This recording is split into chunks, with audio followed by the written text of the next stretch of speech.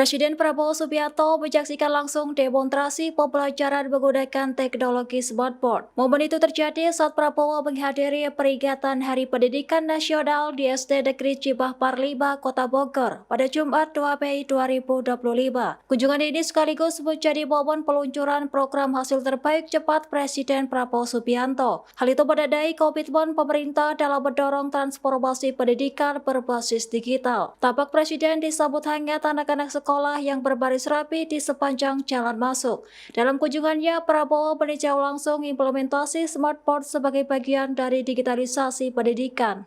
Di dalam kelas terlihat Prabowo duduk bersama siswa dan menyaksikan demonstrasi pengajaran oleh guru Duma. Ia tampak antusias dan sempat berinteraksi langsung dengan para siswa. Bahkan kepala Download Tribun X sekarang, menghadirkan lokal menjadi Indonesia.